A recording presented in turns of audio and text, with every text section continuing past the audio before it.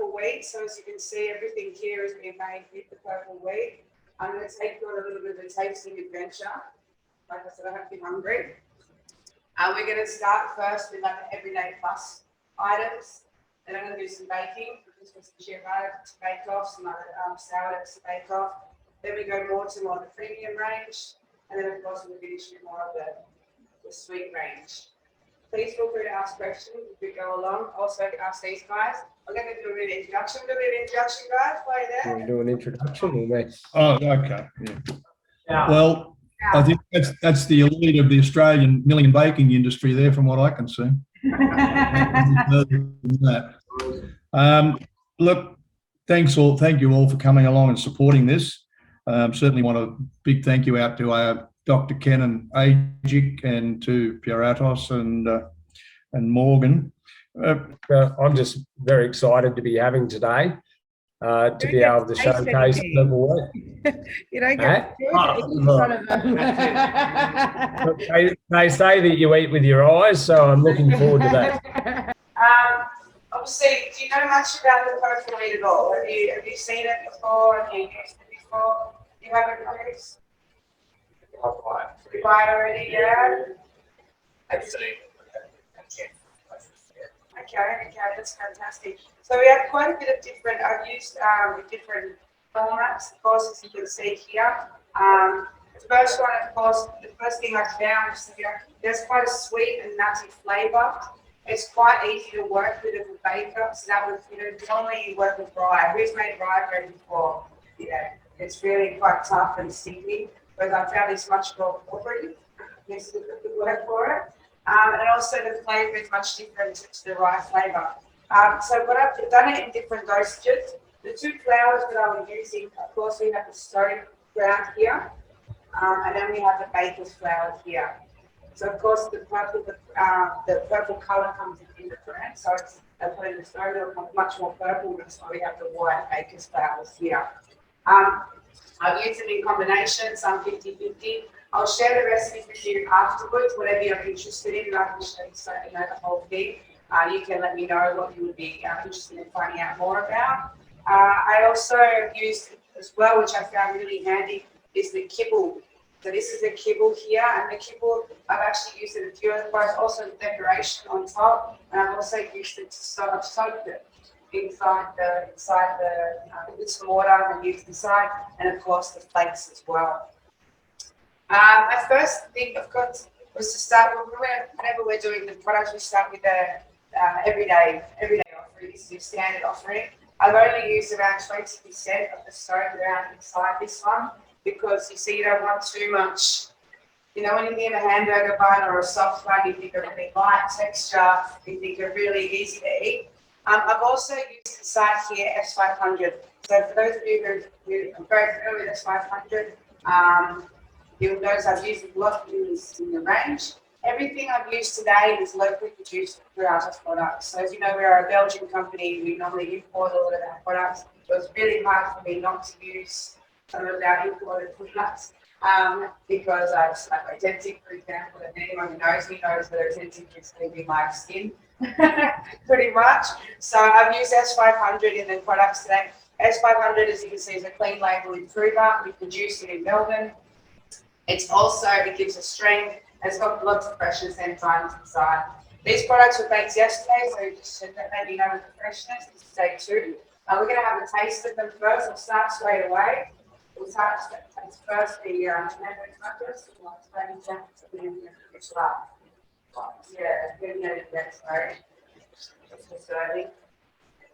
So with the hamburger buns, this is actually the same dough. Okay, so I've used the same dough for both the sandwich and the hamburger bun. That's like 20% of the 20% of the stone ground flour, and I've used 80% of this flour with it, so it's an 80-20 mix. So it is still 100% purple wheat. It's got the nice flex through it. Of course, I've used the grains as on top, as a decoration on top. I showed with and without, just to show you the difference visually. That's just all inside is there is flour, water, salt, sugar, a little bit of oil, and the S500. Now, I made something a bit special to go inside. The majority of all the products today We're working on a product, a really exciting product for us. That we're building a living sourdough line down in Melbourne, producing one of the first commercial living sourdoughs here in Australia. Very quick. Yeah, just thought I'd let you know how Austgrain handles purple wheat at the facility. So every grower grows it on a closed loop supply. So, and we run a quality management from the farm all the way up to delivery into our depot, which involves numerous inspections of the farm from our company. And it gives us a chance to manage our risk profile, from the growing side. And then when we receive into our depot, we have a very good understanding as to the quality of our purple wheat. We segregate at our depot, so by grower, which helps us with our consistency. So when we can supply out to our customers for whatever the application is, we can choose between whichever's growers purple wheat we're going to supply, which helps our customers with with their functionality of their supply and what they're actually producing. So we do a lot of purple wheat goes into kibble, and that's where the market was first started. But we saw that it had better baking functionality in a flour as well, and this is why we're holding this show. So yeah. Any questions on that? No questions? Is there very much standing quality from farm to farm, have you found, or? Look, depending on region, there can be changes. So you can find different protein contents coming from different regions. This is why we like to grow it up as close and around Moree, because it's high protein. So it gives us options, for the various markets. So we've also got 3 varieties of this purple wheat now. So we do have the flexibility of growing it, matching up the right variety to the growing opportunity that's presented. Whether it's an early sown crop, a mid-season crop, or a late season crop. Yeah. And we try and match that up as much as possible. But the whole idea is to capture as much of the functionality that's in the genetics of the purple wheat as much as possible, so that, and then we try and, obviously the end game is to try and match that up with what the customer's looking for, what their requirements are. Yeah. And then the other part of our quality assurance is that it also now, the data is contributing to these other platforms to do with provenance and traceability, and the big one is carbon, greenhouse gas, all that sort of stuff. So the amount of data that we're now collecting around each crop that we grow, whether it be the purple wheat or our red wheat or our linseed, it's all going into a data pool now that can be shared. And upstream, if customers can use that, happy days. Yeah. So the first variety of purple wheat that came out of an Australian breeding program, we commercialised it in 2001. So yeah, it goes back a few years. The main market for this when we first started the project was kibble, to manufacture and supply kibble.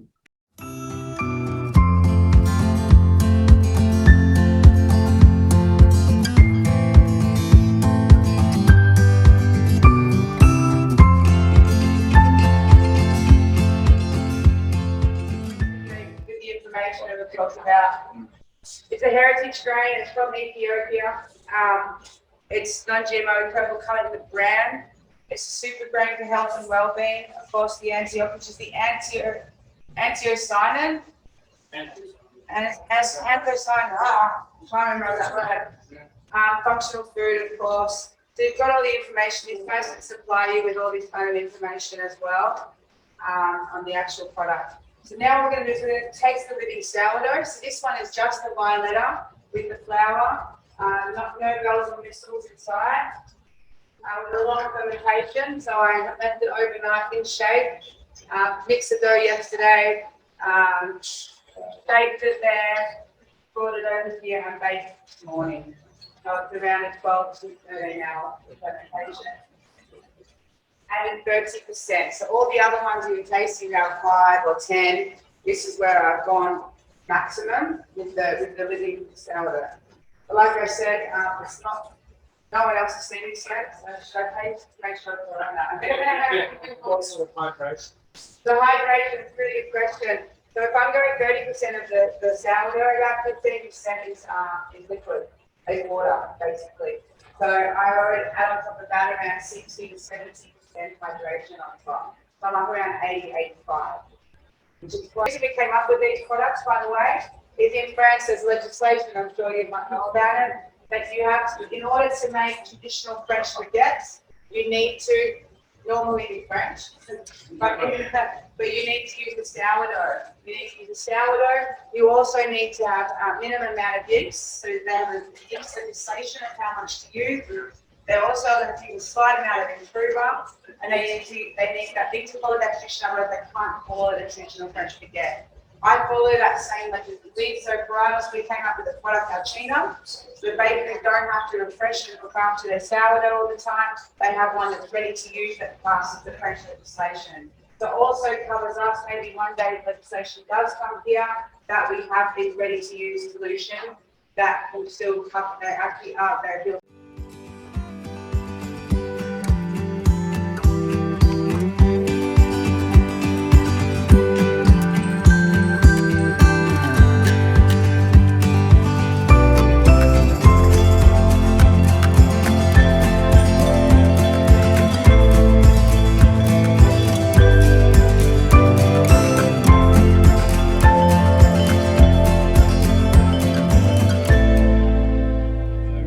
Yeah, just in a wrap up, look, a big thanks to, first of all, Ken and AEGIC for making their magnificent facility available again. To Morgan and Piratos for putting it together and presenting it like the Italian opera. And all of you people that made it there today, very special to make the effort to attend and to support this special and probably think unique workshop, probably the first in Australia presenting purple wheat. So just in wrap up, happy creating, And the new sourdoughs. happy creating product development and baking. And I hope you've all got some ideas to take back to your marketing people. Stay COVID safe. A Merry Christmas. And we look forward to getting plenty of orders for Puratos's magnificent products, magical products in the new year, and possibly some purple. I think we showed them off well. I think we're a match made in heaven. Thank you.